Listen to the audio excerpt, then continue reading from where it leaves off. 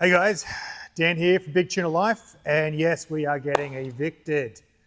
We have been issued an eviction notice. Apologies if I smile or laugh a lot. It's a nervous smile. It's not funny, but it's a laugh or cry. I mean, what do you do? Like, you just got to deal with the cards you've been dealt and somehow manage that. And I wanted to be upfront. It's been a massive struggle for myself, my family, and I didn't know if I was going to do this video because, it could upset council. I've been told they can be vindictive, so I'm worried about that now. Added another piece of stress onto the page, but I'm going to walk you through what we did, how we got here, and what our options are. At the end of the day, this issue is not resolved. It will be resolved in time and money. But I'm going to run you through how it happened because, look, this might help someone else. It's been educational, and I'm not saying that in a good way. It's been a horrible educational, the school of hard knocks sort of run here. But let me just take you back to the beginning, and then I'll get you up to the point where we got issued a stop use order, and how that came about. So back in 2003, we'd seen this place for sale. It'd been sale for a while, and we liked it because it had a caretaker's residency, and it was in the heart of Huskisson, which is where we wanted to be. Incredible community, incredible location. 3 hours from Sydney, 2 hours from 2.5 hours from Canberra. Amazing fishing, marlin, tuna, everything. Also incredible other outdoor sports here, from biking. Snowfields aren't far from here. It's just a mecca of a location. So this is where we wanted to be. The place came up, had the caretaker's residency on it, and that was a key element because it was the only feasible way that we could really acquire a place like this and afford it without crippling us, because if we had to go rent somewhere else or buy somewhere else, we just didn't have the funds to do that. So I'd worked out at a stretch, we got all our money together, bought this place, lived here, then we could make it work. And huge thanks to my wife, who agreed to live in this crazy environment that we've created here. And since we've been living here, it's actually been amazing. It's been so good. I've absolutely loved it. The Husky, the whole experience. But if I could remove the council aspect out, then it's been incredible. So anyway, here we go. We've found the place, looked at it a couple times, gone, okay, we're going to get serious. Let's really look into this. Start putting some offers in, and get the ball rolling. And naturally, I call up council, and I speak to council. I go, hey, I'm about to buy this place.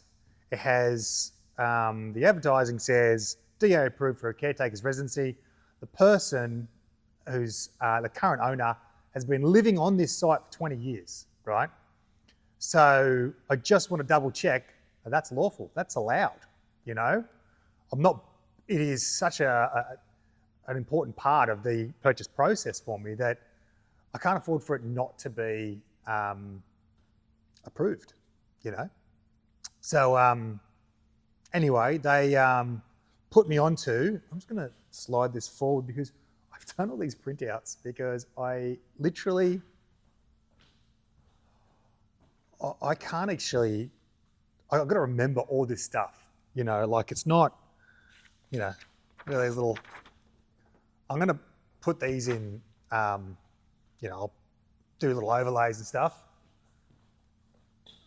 Let's turn that a little bit better, straighten it up a bit, maybe even bring it a bit closer. I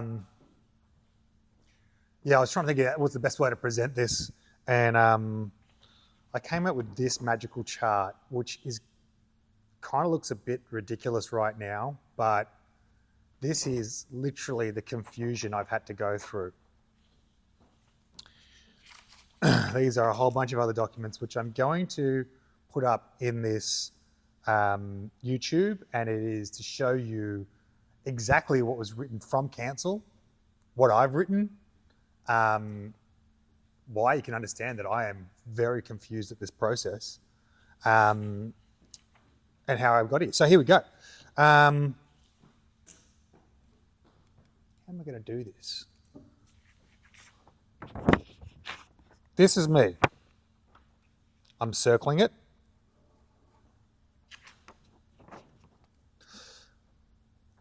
This next one, I'm going to circle 8 Snapper Road. 8 Snapper Road is the location of Big Tuna. That is where we are based. That is HQ, right? That's what you've seen everything on. That's where I'm physically standing. Or am I? So here I am at HQ. Now it's for sale. 8 Snapper Road's for sale. So I call council. Now when I call council, I say, this is what I want to buy. I want to check to make sure the DA is valid and we are allowed to live on site. I also want to check that we were allowed to have a retail store, that we were allowed to have a restaurant here, what we were thinking about doing outside, all our future plans, everything, in an email, straight to them. They go, you need to speak to the Development and Planning Department. Cool. Development and Planning. I'm repeating it because I can't see how I would speak to anybody else apart from Development and Planning. So I call up the Development and Planning Department and go, look, this is what I want to do. And I want to make sure that I'm doing, sorry, I'm just shuffling my papers around here, they're all up. This is what I want to do. I want to live on the site. I want to have a restaurant where we can serve food. I want to sell retail stuff, apparel and all the rest of it.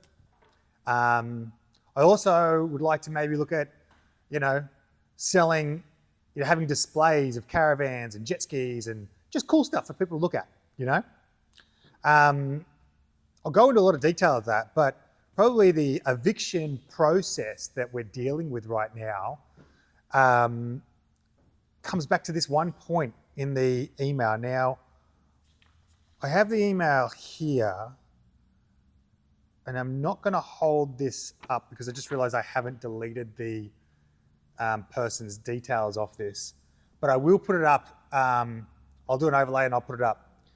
And I don't want to name anyone. I'm not here to name and shame. It is Shoalhaven Council, but as a council is what I'm talking about, not the individuals working there. And we'll call it local government and state government process. It's not the people inside the process, it is the process itself, which is mind-bending. So anyway, I speak to this person, and I'm going to hold this up for myself so I can look at it. Now, this it says, as mentioned. Now, I have asked this same question 3 times in 3 different ways, right? The question I have asked is, there is a person living on site. The current owner is living on site. We didn't purchase it at this point. No deposit down, no nothing. They are living on the site. Is that permissible under the caretaker's DA? He writes, as mentioned, as the current owner is living on site under the caretaker's permit, that is fine. Now, there's a whole bunch of other blurb on here, but I can't read that in any other way than saying the Shoalhaven Development and Planning Department has confirmed, not once, not twice, 3 times in writing that it is fine for the current person to live on site, and therefore it's fine for us to live on site. Black and white, done. I was so nervous about this one element because even if everything else was permissible, even if we were allowed to have the retail and the restaurant and all the other stuff. If I couldn't live here, I couldn't afford to purchase the place because I couldn't afford to be renting elsewhere. It just wasn't feasible, like it was going to be a stretch, but it was doable, So on the back of that, we went out, put a deposit down, $100,000 deposit down, and non-refundable to acquire this place. Now, we had a long settlement because the existing owner and the site had a lot of work that had to be completed before we moved in. So I think it was around 8 months, right? We settled in on the 15th of November 2024. That process in there, step one, remember, I've now put down $100,000 non-refundable, and I am moving forward. Now, part of the process was that we were allowed to, long settlement is that we were allowed to actually apply for the DA to get the restaurant, right? And get that started so that at least once we moved in, we'd be able to start building and open sooner. That was the plan. That was the plan that did not happen. I can't even, so anyway, it doesn't matter. I got to get there. So anyway, deposit's down. It's about February, and comes around March and whatever, and we put in for our DA for the kiosk. Now here comes curveball number one. All right, curveball number one. Here we go. So we put our DA in for the kiosk. We put it under restaurant. I'm calling it a kiosk because that's what the DA is actually under now. I'll put it under restaurant. The reason we had it down as a restaurant was because when I had spoken to the planning department, which is development and planning, my apologies, they had told me that under the E4 general industrial zoning, right, you're going to see this permitted with consent, which means you have to get a DA, has restaurant and cafes, right? It's got a whole bunch of things on here.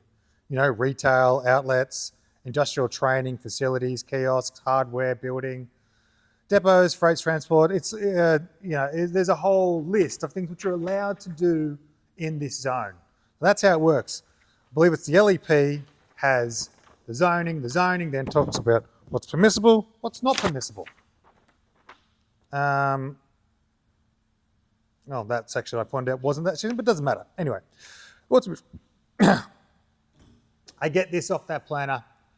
I sent an email of under permitted with consent. And I say to him in an email, I wrote back to him and said, on the website, the Shoalhaven Council website, it doesn't have the word restaurant. It doesn't have that. That's not on there. I sent him an image. I said, I can't see restaurant. I can see kiosk, I can see cafe, I can see all these other ones, but I couldn't see restaurant, right? He writes back to me and goes, this is a more up-to-date permit with consent, and you're allowed to have a restaurant. In writing, on email, sent to me again. So I go, naturally, I take the planning departments, the ones who do this, I take their word, their written word, and I put that in my DA. So I put the DA in. The DA saga was next level anyway. We wanted to put it here, they wouldn't do it there, they wanted to put it there. They made me move it like 5 times before we finally put it in the existing part of the building, which was significantly smaller than what I wanted. But council were happy with that, and I was like, whatever, if that's what you want, so be it. We originally had like a standalone restaurant set up with a stack of toilets for people to obviously use, facilities. Now we have a super small kitchen and one toilet. It's like, anyway, whatever. I send the DA in, goes to cancel. First thing they write back is, you can't have a restaurant in the E4 zone. And I'm like, what do you mean? I'm like, here it is in writing from the development and planning department saying you can have a restaurant. And here's what's weird, and this is the very beginning. Like, I don't deal with council. I know I'm a builder, and you think, oh, you deal with council all the time. I don't deal with council all the time. I deal with a certifier, and the architects deal with council. Like, we build, builders build. It's in the name, right? We don't really deal with council and this planning process. And I have done some stuff myself, and it has been painful, and that's why I don't like to do it. But I'm very much not versed in this. You get a town planner to deal with this stuff. And anyway, so we amend it, reissue it, and over a period of about 6 months, we finally get a DA.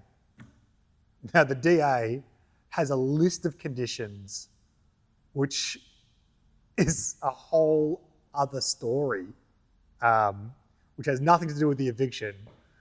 But a quick segue, I have spent $13,000 on hydraulics plans. Now, I want you to know that the kiosk is in an existing building, right? The existing building had a toilet and it had a sink. The new kiosk has a toilet, a sink, hand basin, and a dishwasher. That's right. So it has a hand basin and a dishwasher extra. And what they wanted was to redesign the entire site to make sure it complied for that extra hand basin and dishwasher. So I can't even, I mean that took 3 months just to get that paperwork. Oh my goodness, I forgot about one of my favorite ones. Here's one of my favorite ones from the DA, right? Here it is. I had to pay a contribution, and I don't even know where the contribution is. It was like $429. Like, it's like some contribution for something, okay? And then I had to pay another one for $76. I'm like, okay, cool. These are easy to tick off the list. So I call up council because it says that you've got to pay council, right? So I call council. I said, look, I've got to pay these 2 contributions. How do I do it? Pretty reasonable question. They send the DA to me. The conditions on the DA from council says I have to pay these to council, right? Cool, no dramas. So I call them up. I go, oh yes, look, I can get you the invoice for this one, the $73 one. I can get that over to you today. Awesome, happy days. Then I said, what about the other one? She goes, yeah, I'm not quite sure who you got to pay for that one. And I'm like, what do you mean? Like, it says I've got to pay council, your council. You wrote it to me in my DA, right? And I'm not going to bore you with the emails back and forth. I email my certifier, because I've got a private certifier. I email my private certifier. He says it goes to council. Council send me out this document that tells you how to pay it, which doesn't tell you how to pay it, right? Go through this process. Anyway, I honestly don't know how we eventually stumbled across it, but eventually we found out that it was a payment that you had to do through the New South Wales portal. And that was how it had to be done. Doesn't say it anywhere on the DA. And these 2 contributions are written in the same way that you've got to pay council. But you've actually got to go into the New South Wales portal, find this section, and then pay it through that. And that's the process. 3 months to pay that one. So, it's not rocket science to see that it's, and this is so I can get to my CC. I haven't even started, I can't even build yet, 6 months to get a DA, I think it might have been 7. 3 months to get that piece of paper. that fee done, 3 months to get and they're overlapping, of course. 3 months of design back and forth on hydraulics, and the list is not long. It's just impossible to work out how to do it, Anyway, we eventually get there with the CC, and you've seen me announce it. We've started that build, and I'm like relieved that we've just started, Even you've got to send this thing called a notice of commencement, right? I sent the notice of commencement to cancel, right? Cool. I said, here's a notice of commencement. That's the email they give you. It's on there. Here's a notice of commencement. Just want to make sure that you've received this. Please let me know. Week goes by, email again. Another week goes by, email again. So now I'm in week 3 and I'm getting closer to, I actually want to start work, right? So I call them up. I say, hey, I've emailed you the notice of commencement to the email that's on there. Nobody replies. I said, how do I get a reply from you guys? Oh, we don't reply, they say. You just send it in. We don't actually give a reply. So you just send it in and then you start. I said, I understand that's okay for you. I said, but I've had so many issues with cancel, going back to the original build. I said that I want you to reply to me to say that you have received it. Just so I have evidence that you have seen it, and I am not starting on this site until I have something from you guys. Oh, we normally don't do that, blah, blah, blah. But okay. I'm like, thanks. So anyway, we get that, we start. But I digress. That there is the DA for the kiosk, which orientation-wise is just over there. That's why I'm leaning that way. Triggers a whole bunch of other stuff. Part of that DA, they said the original building, the warehouse, and the caretakers doesn't have an OC. And I'm like, yeah, okay. They said, then they go, you don't, I've also looked at the records and 2 inspections were missed by the previous owner when they poured the piers and the footings. Now, to people who are not in the building industry, what it is you have to, a structural engineer comes and does an inspection before you put the concrete in to make sure the steel's in there, to make sure it's all done right. Then they pull the concrete in. Also, the private certifier, in this case, private certifier was council. So engineers gone in, signed off, all approved. But the previous owner told me he'd organised the council, but the council never turned up and they poured the slab. Sorry, they poured the piers, poured the footings, and later on they ended up pouring a slab as well. Engineer has signed off each time, bang, bang, bang. Council hasn't turned up. Now, this is going back 20 years, right? There is no record that I can see, apart from stat debt that we have, of finding out if the owner, previous owner, called, sent by mail, sent by pigeon, I don't know, what they did 20 years ago, but it wasn't done by email. So council going, we've got no record. I'm like, well, of course you've got no record. Everything's done by, I physically had to hand things in. That was just the way it was done. And I've got a full call coming in. That's actually from my engineer for this job. So then there's no record of it. So they've gone, look, you can't get an OC, you have to get a BIC. Right, Building Inspection Certificate. This is the process that happens if you've got an illegal dwelling, right? They have a BIC, Building Inspection Certificate. So the process there is that you get the surveyor of the dwelling that you have, and then you get engineers in and you get electricians in, and you certify the existing building and basically do a reverse DA process. So you start at the completed building and then you send the paperwork, as opposed to send the paperwork, do the building, and send the certs in at the end. So anyway, we're like powering forward, getting close to moving into this place with the business and all the rest of it. And we finally got this BIC. Now, council then Then I have to go to council and I go, okay, how do I get a BIC? Now, you would think it's the planning department, but it's not. I'm going to circle it here.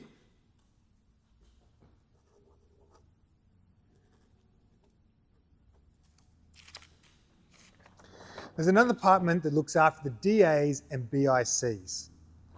So I've been talking to this guy, right? He does development and planning. Now I have to talk to this guy, who now does the BIC process, right?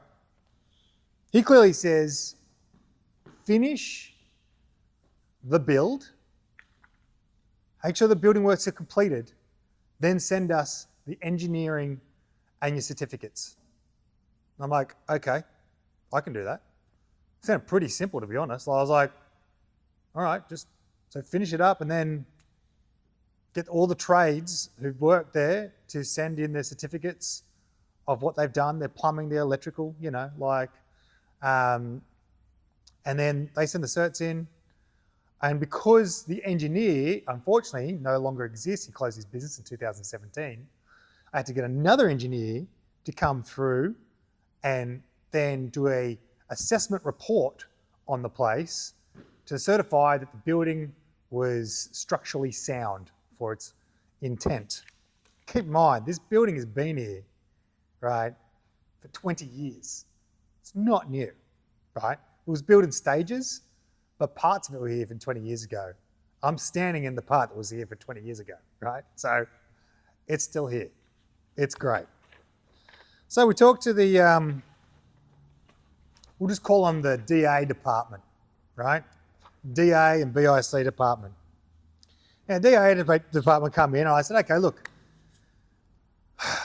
we're powering on, we're doing this is what's happening here, and I don't even own the place at this point, right? But I'm like, I want to get it ready for when we move in. Okay, so I'm like, okay, let's make this happen. I'm like, I'm confused. I'm super confused with this BIC. It's like, you can do this, you can't do that, you should do this, you shouldn't do that. Because I'm like, should we get inspections of stuff that you'd normally get inspected or not?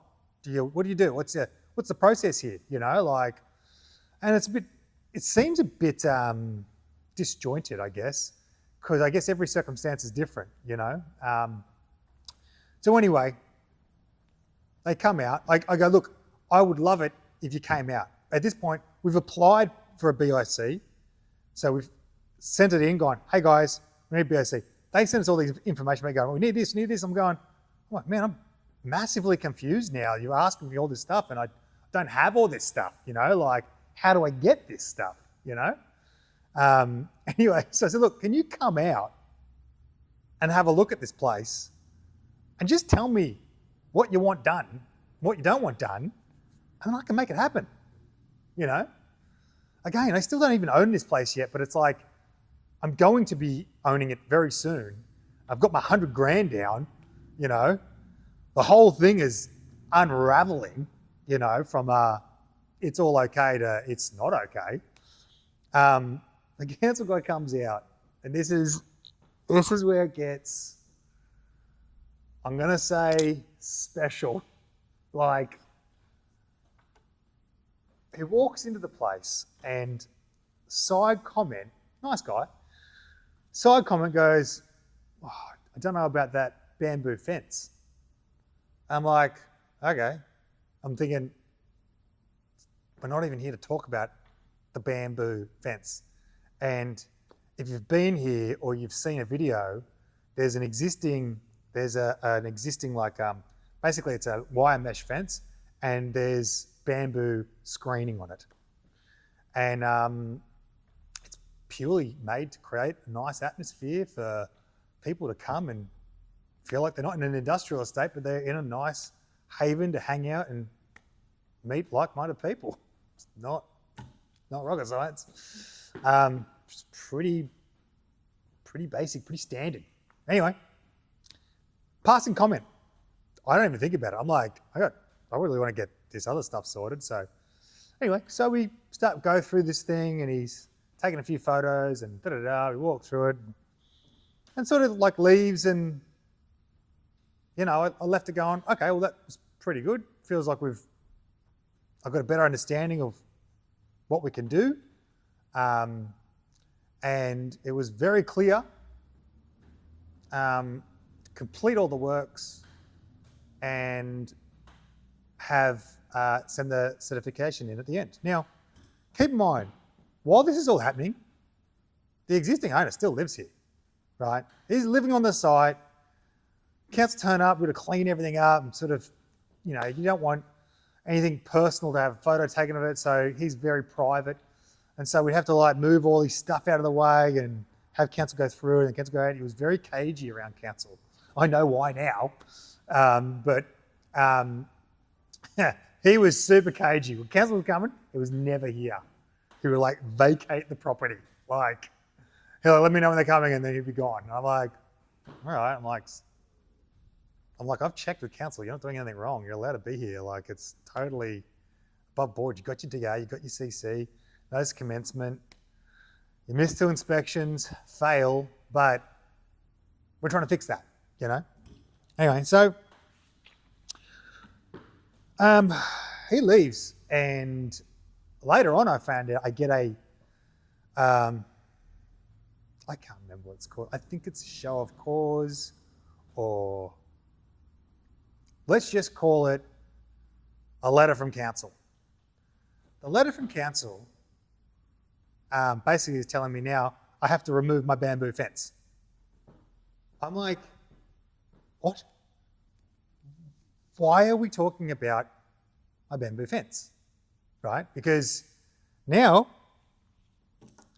we've gone, I'm going to circle it.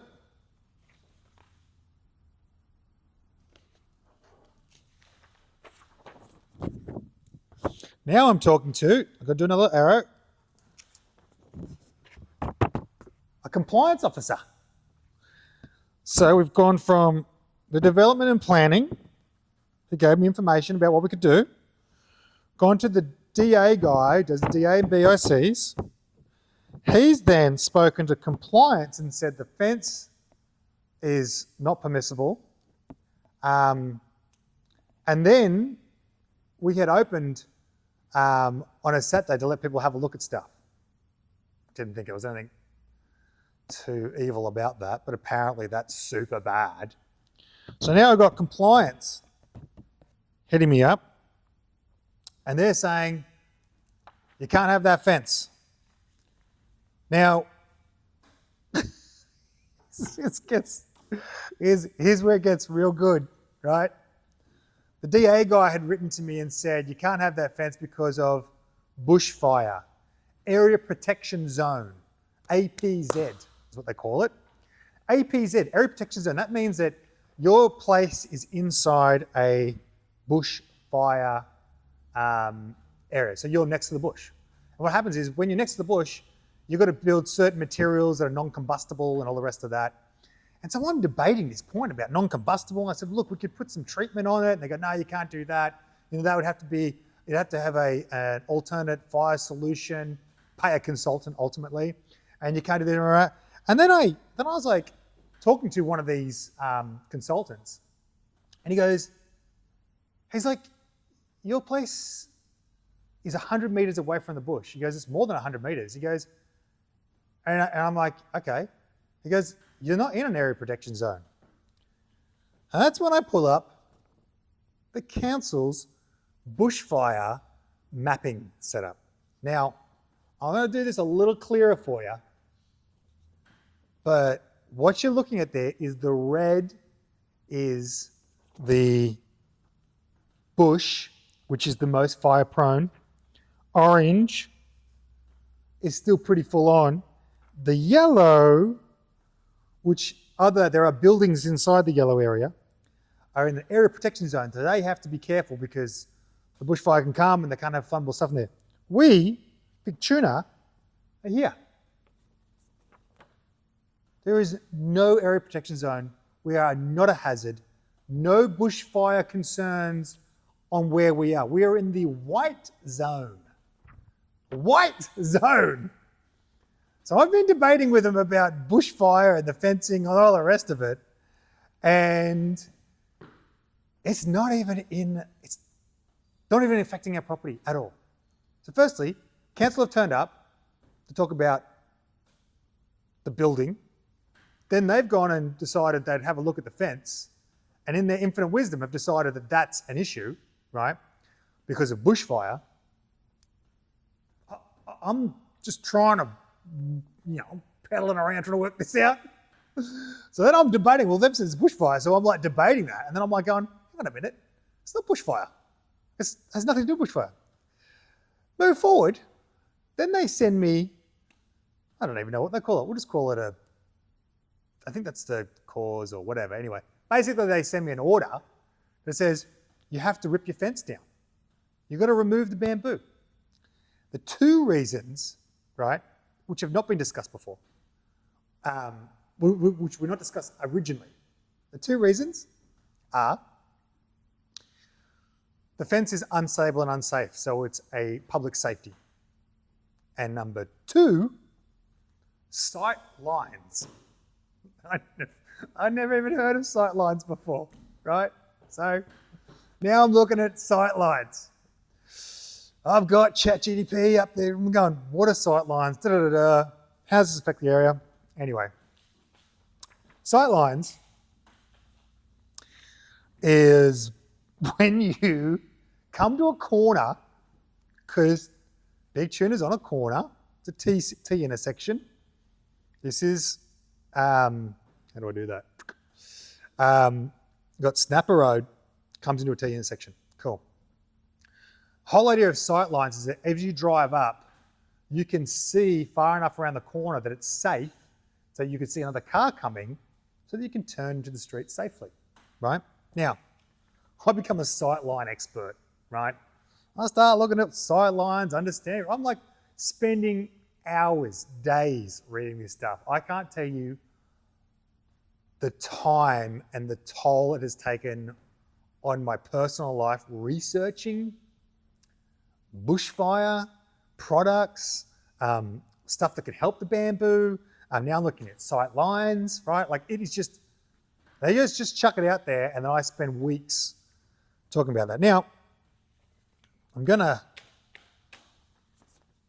I'll put this up as an overlay to make it real clear, right? But what I'm showing here is the orange, that's us. That's Big Tuna. This is the road. Sight lines refer to the corner. Now what you'll notice is that our block has had the corner cut off. It actually has a 45-degree angle on the corner of our block. So when they developed this whole area, they had considered sight lines and cut the corners off the block off. So the fence, when it goes around the front, doesn't affect the sight lines. Now, then looking into the world of sight lines, the standard sight lines is 6 meters by 6 meters from the apex of a corner. Right, okay, what am I talking about? Apex of a corner, it's basically where this road and this road come into a point. That's the apex. Then you measure down from there to there. It's pretty hard. You measure out from that apex corner 6 meters in both directions. Create the 45-degree, and that is your sight line. Now on this, I have done a 6 meter by 6 meter sight line, and then I've shown you in the red what the sight line is that we currently have on the site, outside of our fence. So the orange is the fence, the bamboo is on the fence, right? The sight line that we have is over 15 meters. I think it's 15 point something and 16 meters on the side. So call it 15 by 15, right?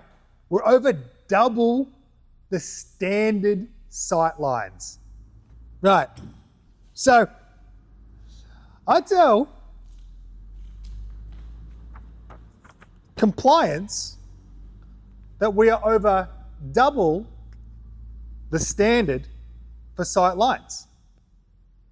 They reply with you'd have to get a consultant to tell us that. Forgive me, so get this right. They are the ones who bring up the issue that there's a sightline issue.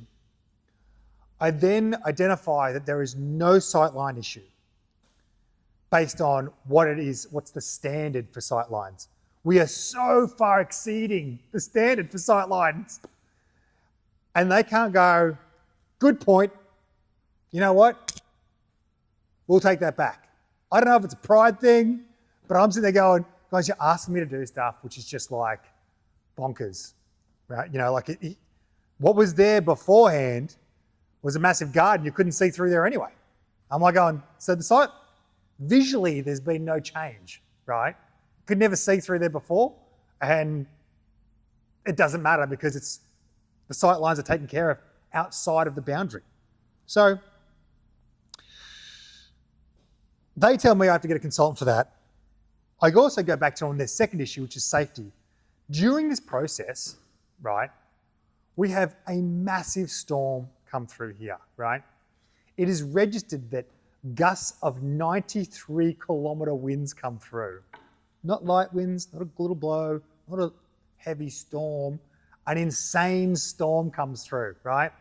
Like trees are getting knocked over all over the place, falling over. Trees are over, trampolines are getting flipped, fences are getting knocked down, like those temporary fences on construction site, all over, right? It's been hammered, right? And this happens not for one night. This happens like over a week. It was a massive storm, right? And I wrote to her, I said, look, you made the claim that's unsafe. I said, but we've just had these storms and the fence is totally intact. It is absolutely fine. There's been no issue. We've braced the fence like every 4 meters, you know, like it is probably one of the best well-braced fences that are in the area. Anyway, no comment. That's what I get. You get no comment from that. So currently the fence issue is literally just sitting in limbo. I've been told to remove it. I've said why I shouldn't have to remove it. And that was, I don't know, a month or so ago. The next thing they do, they just randomly throw me a fine, right? Oh, I've got to get to that too. Okay, so where am I at now? All right. Compliance. Now, we've moved forward. The DA guy has now gone, look, has put us onto the compliance people.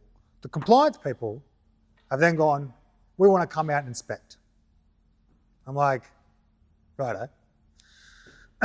I'm like pretty not okay with this idea. So I debate, I don't want them to come to site because so far I've only had one council person come to site and my life's gotten worse, not better. And I invited them out there to get things sorted, to fix any issues up. And now I'm in a deeper hole and now being put under compliance. Compliance then, we have a meeting with compliance. I was relatively civil. I left that meeting going, okay, it's all right. Move forward, I don't know, 2, 3, 4, 5 weeks. Probably 2 or 3 actually. I think it was only 2 or 3 weeks. I basically get an email that says, even though we've had that meeting, we want to still come on site. I'm thinking, well, you wanted to have a meeting and it didn't matter if it was on site or in council's office. I said, I want to come to council's office. They agreed to it. I went out there. Also, I might add that I went to council's office. I had to pay a consultant to come with me. I had a town planner with me. I was like, I need someone to go with me because this is getting out of control. And I'm not a town planner. So I'm paying a guy, you know, 120 bucks an hour or more, I don't know, to be with me, to turn up at this meeting. When I get to the meeting, it's supposed to be 2 people in the meeting, right? The compliance person and the DA person. Only one turns up. The other one's too busy. Got some emergency. This meeting's been organised a week beforehand. It's not new. This meeting was organised by council for me to come out there. I've had to organise my consultant, myself, to get to this meeting. So we've done that, we've had that. That meeting has cost me money, right? And then only to find out 2 or 3 weeks later, they go, we want to have a meeting on site. So what was the point of that meeting? They had a meeting for no reason. I would have to check my records, but I have no resolution of anything out of that meeting. Apart from they sent me a letter that says there was a mound of fines that they could send me. It's bonkers, this list of fines. Like they're like 5,000 for this, 6,000 for that, 10,000 here, 2,000 there. Like it's just, I'm like I even wrote to them. I sent them a text going, I am not a criminal. I am just trying to get this place sorted. Like, why am I being treated like a criminal? It's like and anyone who's been in this circumstance is literally laughing right now because they're like, yeah, that's how they do it. They literally treat you like a criminal, you know? I'm like, I'm not a criminal, man. I'm just trying to open a store, you know? I emailed you at the beginning. I came, I explained everything I wanted to do, and now you're just basically saying no to everything and causing me more problems. Anyway, so they come into a meeting. I don't attend this meeting, right? I'm now so getting broken by this system, and it's stressing me out to a level that I had to say to the consultant, I said, look, I physically can't be there. Like it's affecting me emotionally, that it's crippling me to move forward. I said, you said go through the council, see what they do, what they want to do, because we need to get this resolved, you know? So he goes through the council. The long and the short of it is, they decide that people are living there. Yeah, we are. We live here. That's true. We do live here. And then they send us, it's like they don't send you an order. They send you a letter to say that they're gonna send you an order. It's like to help prep you up so you can get some legal advice or whatever. So anyway, they send me there. So they had that meeting and then just throw me this other piece, basically going, we are going to send you a stop use order. And that stop use order means that ultimately we'll be evicted. Now, this is when you start going, okay, I've gone from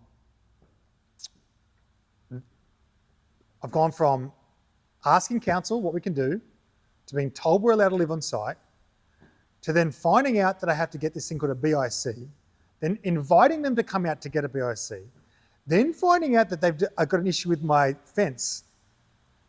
But all these problems are going to be inherited by me, right? I'm inheriting all these gifts. So now you've got a problem with the fence. Now you're telling me that I'm not allowed to live here.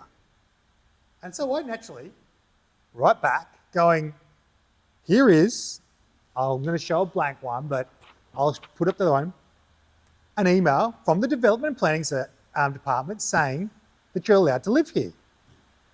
And I get this, no written answer, but on the phone I get this really, department and blah, blah, blah, and we only deal with the compliance side of things, and I'm like, Shoalhaven cancel, right? These are all Shoalhaven cancel. Shoalhaven, right? This is all Shoalhaven cancel. So I see Shoalhaven council as one thing. That's how I see them. I don't see them as individual departments. If I get any information that says Shoalhaven cancel, it's from Shoalhaven council. Simple as that. So she doesn't really answer it, but what she alludes to was, that's basically not my problem. It's not my problem. You can't use that against me, and I deal with compliance only. Now, what I end up doing is speak to a lawyer, and then he tells me that just because the planning department had written that they are not liable at all for giving me what would appear either misleading or completely inaccurate information. And I'm like, imagine if I did that in my work. If I just told you straight out that you're allowed to do something, then you went and purchased something on the back of that, and I was the authority that approved these things, you'd sue me, right? It would be pretty simple. It'd be a clean-cut case. But here we are, council can say whatever they want and not liable. Can't sue them. So let that be a lesson to anyone out there that when you get advice from council, it's worth nothing. I don't know how we're supposed to even work in a system that the people who approve it are not liable for giving us advice on what they're going to approve. It's insane. It's like insane. Anyway. So they tell me they're going to evict me, right? And this is what I remember, like stuff that the previous owner had told me, and I've been talking to a lawyer, and anyway, there's this piece of legislation, right? Oh man, here we go. This is when it starts to get real good, right? So, please do not criticize me if I don't get this all exactly right. But I believe it's under state legislation, under section 109M, that talks about,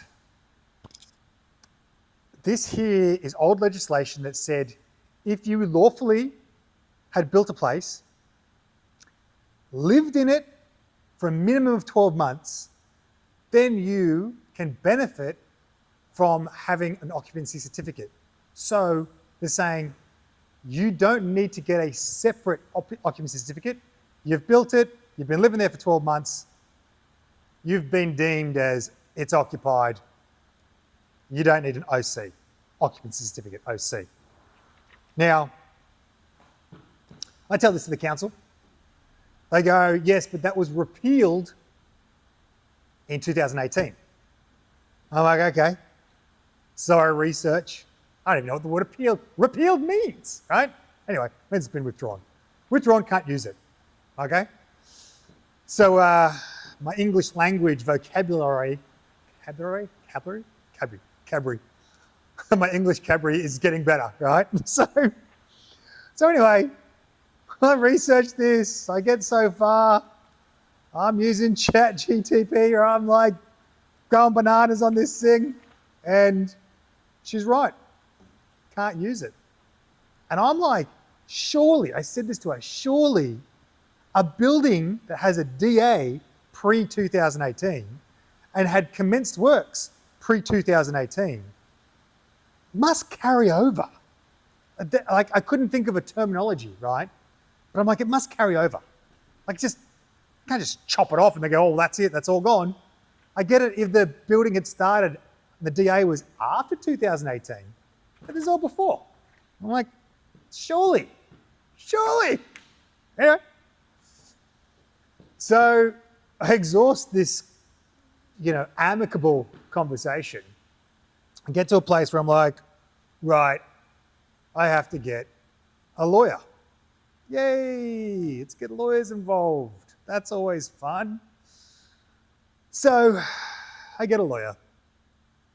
It goes $3,000 that I didn't want to spend to basically then write a whole bunch of fancy words, right, on a piece of paper, but still goes back to the same piece of legislation with the difference that he puts in that there was also, when that got repealed, there was legislation that was called the savings provision, right? I'm not going to go into what that means, but it means that places which were done in that section pre-2018 had this savings provision, aka the same rules applied to them moving forward. Now I send that to I don't send it to the council. The lawyer sent that to the council, right? Lawyer sent it to the council.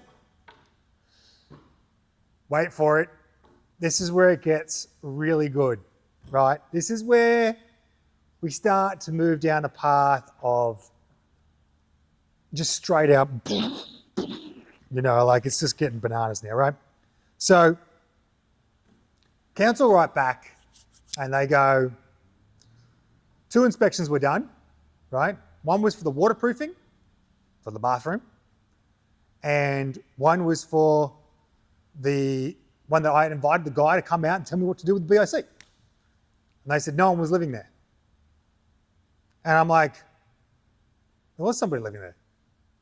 I'm like, I said, I told you, and I pull up the email that I had sent, the one that, I don't want to show the name on there, but the one that I couldn't, they're not liable for, but where I had literally written to council and said, the current owner has been living here for 20 years. In the caretakers, like he's living on site, in the buildings, right? And council then said, that's okay and permitted, right? Now, council want to say, no one lives there.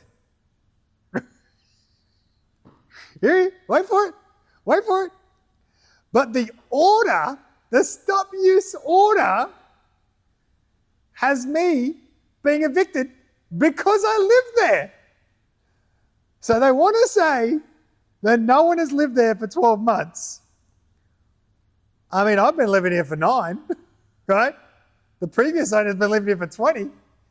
But based on these 2 inspections, they want to say that nobody's lived here, and therefore this previous legislation to have OC doesn't count. I'm just like, I'm like, how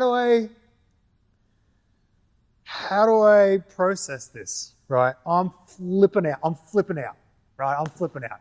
Like, I've got a job, I've got a family, right?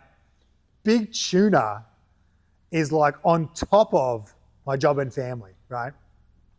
Big Tuna has been heavily neglected because I can't get back to people. I can't process orders quick enough. Like, we do them, but it's really, we're like, to be honest, when you place an order, it actually encourages me that people believe in what we're doing, and it kind of makes it worthwhile. So thank you. But, trying to create videos and create content and get out there and meet people and put it together, I got this council just like, just squashing me with crazy, right? So what do? I reach out to the mayor.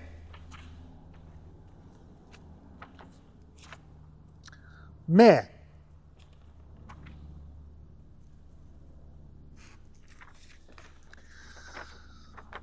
so I think I don't understand what's happening here.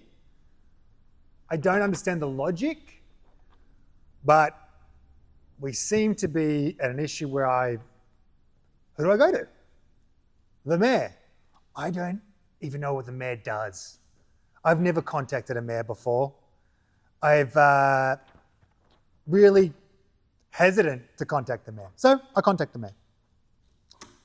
I basically write in an email everything I've just said to you guys, but in a shortened fashion, and just gone, the compliance team are going to send me an order. That order is going to evict me from my place and make me homeless. Now, here's the next curveball. It just keeps coming, man, right? I also write in there, the councillors originally told me that it's okay to live there. I've told them that here's the process, that we're trying to get a BIC, that, we're trying to build a place which is a community centre so that people can actually hang out and, get away from the stress of this crazy world. And anyway, help like-minded people have a place to hang out, meet strangers who are into the same stuff. All right, so here I am. So I've spoken to the Okay, what have we got here? We've got the Department of Planning, who said it's okay to live here. The BIC guy, who then says I've got an issue with my fence, who then puts me onto the compliance guy. The compliance guy then tells me more issues with, he then sends me the fine to remove my fence. Then they tell me that they're going to send me a letter that I'm going to get evicted. Awesome. Then I go to the mayor, right? Go to the mayor. The mayor, I also, at the same time, my apologies, because I've already reached out to my local MP. I've reached out to my local MP, didn't get a response, which is why I went to the mayor and I CC in my local MP, because I'm like, well, keep everyone up to date on the mess that I'm in right now. So now I'm like, got my local MP in there, got them. I also CC in all these people as well, right? Because I'm like, I'm not trying to do anything illegal here, right? All I'm trying to do is live in the place that I was told I was allowed to live in, because I have a DA to live there and I have a written confirmation from council to live there, right? And then build a premise for Big Tuna, right? Crazy, right? Wait for it. Wait for it. Here comes the curveball. And then the mayor and the local MP just doing their job, palm it off. There you go. Now I've got another one up here. State legislation. Right at the top there. State legislation. Now, I've heard this before, because the DA guy goes, oh, this is state legislation, right? Then the compliance goes, this is state legislation. Like, it's not me. The state guys, you know, New South Wales government, they're the ones who make the rules. We just apply them. I'm like, okay, I understand that, I guess, but you're applying them in a very heavy, what was the word my lawyer used? It'll come to me. It'll come to me. It's killing me. It'll come up in a minute. Anyway, the mayor not the mayor herself, she didn't, but one of her people who check her emails. Also, she goes, I will contact, wait for it,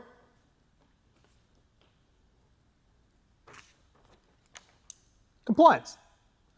So I go to the mayor and CC all these people. The mayor then contacts compliance. I'm already talking to compliance. She doesn't say she's going to help. In the same word, she goes, this here is a state legislation issue. Nothing to do with the mayor. The mayor can't do anything. The mayor has no jurisdiction here because it's a state legislation. Now, I don't know any of this. I don't know how this all applies or how it comes together. What I do know is that after this happens, then I get another guy from compliance who calls me and says, I don't really have a lot of time right now, but I just want you to know that we are looking after that, and blah, blah, blah, blah, blah, blah, blah, blah, blah, blah. It just rattles on to calm me down, which he does. I kind of felt like they were sort of, okay, they're hearing me and we're going to be moving forward. That's not what happens. Spoiler alert. And keeps going on. Now, the local MP also replied to my email, and they told me that it is a state legislation issue and the mayor can't help and the local MP can't help, but I don't know what this is. We have a state MP. State MP. So now I've contacted the mayor, the local MP, the local state MP. I don't even fully know if that's exactly the right wording, but they look after the South Coast and the email says Parliament in it, right? So now I'm dealing. All these people now, I've not had anything back from this person. There's been no response, so I'm obviously busy, you know. I emailed them today, right, to say that I've been issued the order last week and that I'm going to be evicted in 60 days. And I don't see how it's lawful that council can say, forget about the fact that they said I could live here. Still think that if council says you can live somewhere, you should be able to live there. Because I know if they say you can't live there, you can't live there. Just throwing it out there, right? But under that old legislation, that's section 109M, yep, that's it, that if people have been living here for more than 12 months, you should be allowed to live here. Now, with all that, that is currently where I'm at. And I can honestly tell you that is 12 months compressed of craziness. During this process, oh no, wait for it, here we go. This is only a week ago, I had a panic attack. Now, I'm not proud of it. I'm not like, oh, look, I had a panic attack. I didn't even know what a panic attack was. All these new things have been brought to my life, you know? But I was ultimately talking to the compliance officer on the phone about, you know, we hadn't even been issued the order at this point, right? It was a Friday before they issued the order, which was a Monday. And he just sent me this email, and the email had in it, it's just gibberish to me, you know? Like, I'm like, it reads like a threat. If I was to put it up and you read it, I might just put it up, right? So you can read it. I'll take the names off it, but I'll put it up here. And if you want to watch it, you want to read it, pause it, right? But it just reads like a threat. It's like, you've got to comply, blah, blah, blah. I speak to him on the phone. He then tells me they're sending me an invoice, right? They did invoice me. They sent me an invoice for $1,500 and something, right? For the compliance officer to send me a stop use order. So now I'm paying them to send me this stuff, right? It's like, and in this conversation that I'm having with him, mate, my heart starts beating out of my chest. I start getting dizzy. And I literally was just like, I gotta go. I literally was like, oh, I'll go. And I hung up on him. And I did not know this at the time, but that's what a panic attack is. Like, your heart is literally, it was so weird. I don't fully know what happens because the pain was on the right-hand side of my chest. My heart's on the left-hand side of my chest. And it was like, and it was just like, I'm like, I have been battling this for like 12 months. And more I deal with cancel, the deeper the hole is. Like, I just keep getting deeper and deeper. And I've gone from a place of, here are my dreams.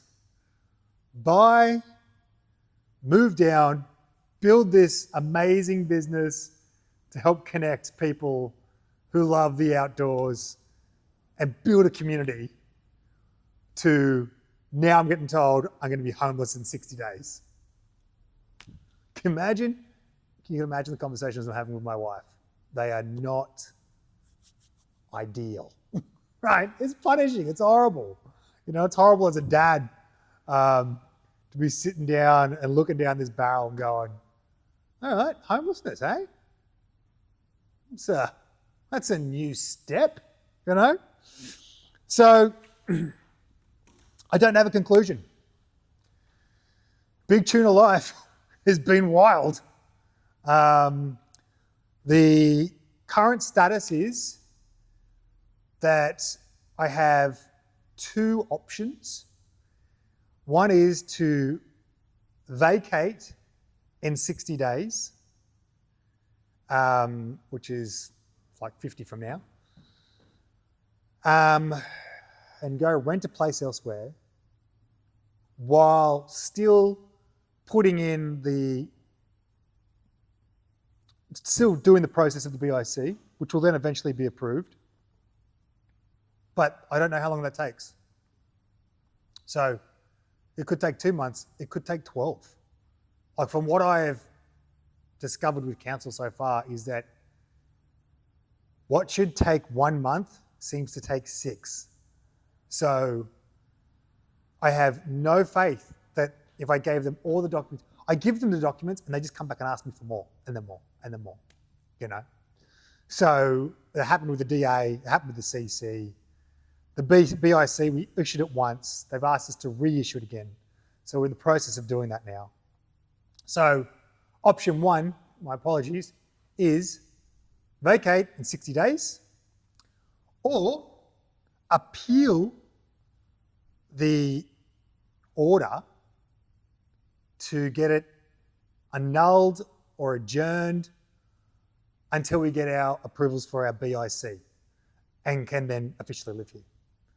And that's really what I've asked in this letter here, which has gone to the mayor, to my local MP and to the state MP.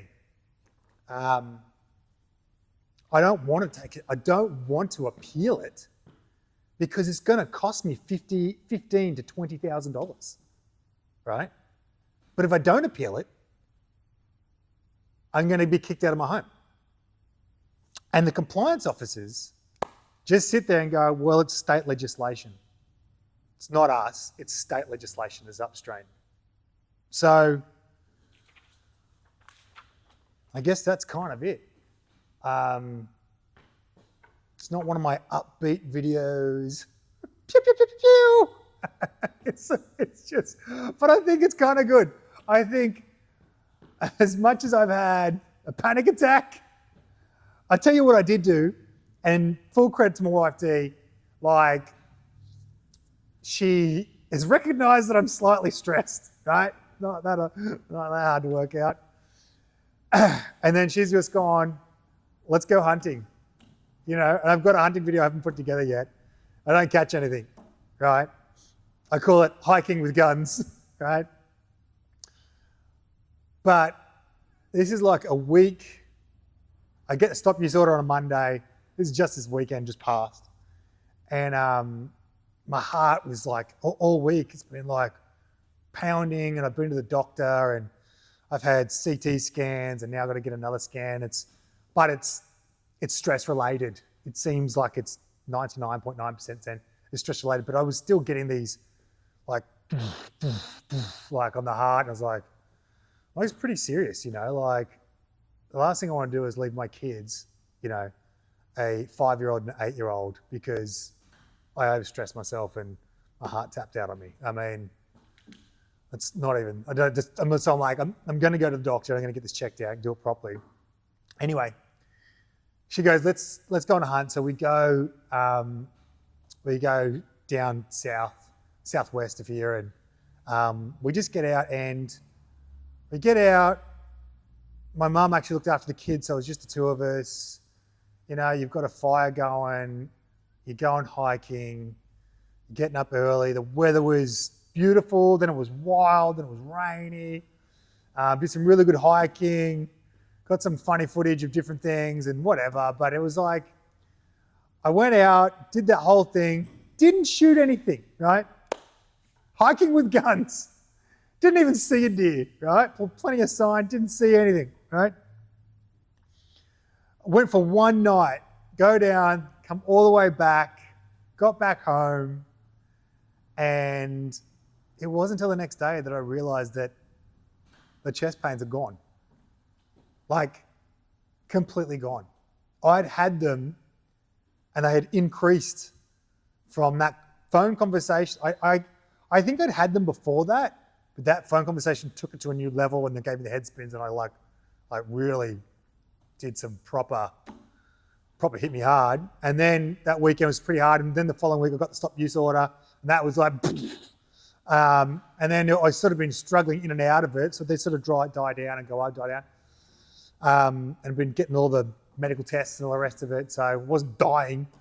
But one trip away for one night, and I got to just completely forget about everything that was happening around council and big tuna stresses, I got to let it go, step deep into nature, get into the bush, and just let go of everything. And I think it was like one of those things I didn't realize till afterwards that pressure of life affects your physical body, you know? It's not just pressure, it's just not in your head. Your mind is under pressure and it actually affects your entire body. And getting out, going hiking, going fishing, going to the beach, going for a walk, you know? To give you a physical place, but also a mental place of escape is just so important. And I guess it really helped solidify the whole process of what Big Tuna was always about. And it was about community, bringing people together. And myself and my wife just went and did that, and it made such a big difference. And I couldn't do this video like last week because I was still kind of broken, you know? Like it was an effort to get out of bed. It was an effort to just keep moving forward. I still had a business to run. I still got to get the kids to school. You know, I still got to look after my family. Still got to clean the house, you know, because we live here. So I guess I just wanted to share that with everyone. I know a lot of people contacted me, asking me what's going on. I kind of give a bit of a half-baked answer because the true story is a bit longer than a text message. So I can see on the clock it's already gone for over an hour. And I'm sorry if it's been boring. Don't blame me if you haven't watched to the end. But look, that's what's been happening. I am not giving up. We are definitely going to get this place up and running. I don't see it happening this year, unfortunately, but I think I will keep you up to date. I'm leaning towards going to court because being kicked out of here would emotionally just crush me, you know? Especially when I wholeheartedly believe we have not done anything by living here which is illegal or definitely has not affected anyone outside of my little bubble. Like we're not upsetting people in our community. Well, not that I know of anyway. Anyway, I guess I'll leave it at that. Big Tuna life, I'll keep you updated. I don't know if I should say I hope you enjoy the video because it's pretty brutal. Hope you learned something from the video. And even though from the outside what we're creating here looks fun and easy, it's a lot of hard work. It is fun. It's 100% fun. I really am enjoying it. Take cancel out of it. Outside of that, I've met the best people. And that's only happened because we created Big Tuna. I mean, I have met so many like-minded people and they have just been an incredible blessing in my life. So 100%, it has been fun, but it's a lot of hard work. Anyway, thanks for watching. Take it easy. Big Tuna life, out.